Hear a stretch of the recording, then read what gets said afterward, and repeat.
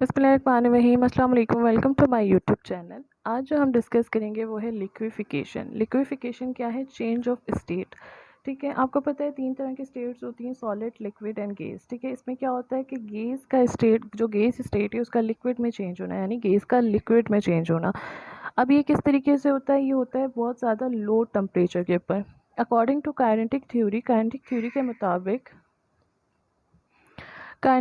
मुताबिक जब भी लो टेम्परेचर होता है ना, तो उसके अंदर क्या होता है कि जो मॉलिक्यूल्स होते हैं ना, वो क्या हो जाते हैं? स्लो हो जाते हैं, क्योंकि उसकी काइनेटिक एनर्जी जो है ना मॉलिक्यूल की कम हो जाती है। लो टेम्परेचर होगा तो उसके अंदर काइनेटिक एनर्जी जो है ना वो मॉलिक्यूल की कम हो जाएगी। आपको पता है काइनेटिक एनर्जी जो है वो मूविंग जो चीज़ होती है उसके अंदर ज़्यादा होती है।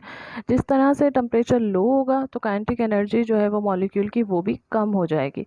अब इसमें क्या होता है कि जब काइनेटिक एनर्जी भी कम हो जाती है तो इसका मतलब होता है कि जो मूवमेंट है ना मॉलिक्यूल की वो भी कम हो जाती है, जिसकी वजह से उनके अंदर अट्रैक्शन ज़्यादा होती है। तो उस वजह से गैस जो है वो ईज़िली चेंज हो जाती है लिक्विड के अंदर। ठीक है, ये कहलाता है लिक्विफिकेशन, कि किस तरह हम गैस को जो है वो लिक्विड में चेंज करते हैं।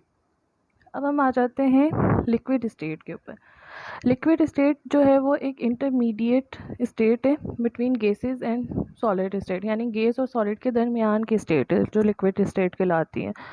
अब देखिए, अगर हम एक आइस की एग्जांपल लेते हैं तो जो आइस है वो क्या है? सॉलिड स्टेट है। लेकिन जब वो ही जो बर्फ़ है वो पिघलती है तो वो पानी बनता है। ठीक है, वो पानी जो है वो लिक्विड स्टेट हो गई है। अब जो उसे हम बॉयल करेंगे तो जो स्टीम बनेगी तो वो उसकी गैस स्टेट, तो मतलब लिक्विड जो है वो इंटरमीडिएट स्टेट है। काइनेटिक एनर्जी जो है इसके अंदर, इस स्टेट के अंदर बहुत ज़्यादा हाई होती है। गैसेस की तरह लिक्विड मॉलिक्यूल भी जो है वो उनमें भी फ्लो होता है और मूव भी कर सकते हैं, मूव, फ्लो एंड डिफ्यूज़ भी हो जाते हैं। ठीक है, लिक्विड जो है वो किसी हद तक जो है वो कंप्रेस हो जाता है, लेकिन बहुत ज़्यादा कंप्रेस नहीं होता है, क्योंकि इसका जो नेचर जो है ना वो ड्यू टू कॉम्पैक्ट नेचर मतलब इसकी थोड़ी ठोस हालत है। इसके मॉलिक्यूल्स जो है वो थोड़े एक दूसरे के करीब होते हैं, इतने ज़्यादा दूर नहीं होते, जिसकी वजह से कि हम प्रेशर दें तो ये जो है वो इजीली कंप्रेस हो जाए। ठीक है, इंटरमॉलिक्यूलर डिस्टेंस जो है वो लेस देन ऑफ गैसेस के मुकाबले में इसका जो इंटरमॉलिक्यूलर डिस्टेंस है वो कम होता है। अब जैसे हम एक एग्जांपल लेते हैं, अगर हम 1 मोल ऑफ गैस लेंगे तो उसका जो डिस्टेंस होगा ना वो होगा, जो हम मेजर करते हैं वॉल्यूम 22.4 डेसीमीटर क्यूब, तो अगर हम उसे सेंटीमीटर में करेंगे तो वो इस तरह हो जाएगा 22,400 सेंटीमीटर क्यूब।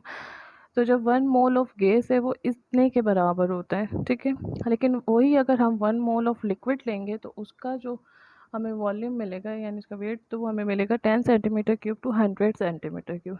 तो अब देखिए आप, यहाँ 100 है और यहाँ 22,400 है, कि मतलब गैस का 1 मोल इतना मतलब उसका वॉल्यूम होता है, क्योंकि उसके अंदर स्पेस ज़्यादा है और लिक्विड में जो स्पेस है वो कम है, जिसकी वजह से उसका जो, अगर आप डिस्टेंस देखेंगे तो वो आपको कम मिलेगा। सही है, ये थे लिक्विड स्टेट और लिक्विफिकेशन। होप सो सारी चीज़ें आपको अच्छे से समझ आई होंगी। समझ आई तो प्लीज़ चैनल को लाइक करें, सब्सक्राइब करें और शेयर करना ना भूलें। मिलते हैं आपसे नेक्स्ट वीडियो में। टिल दैट, अल्लाह हाफ़िज़।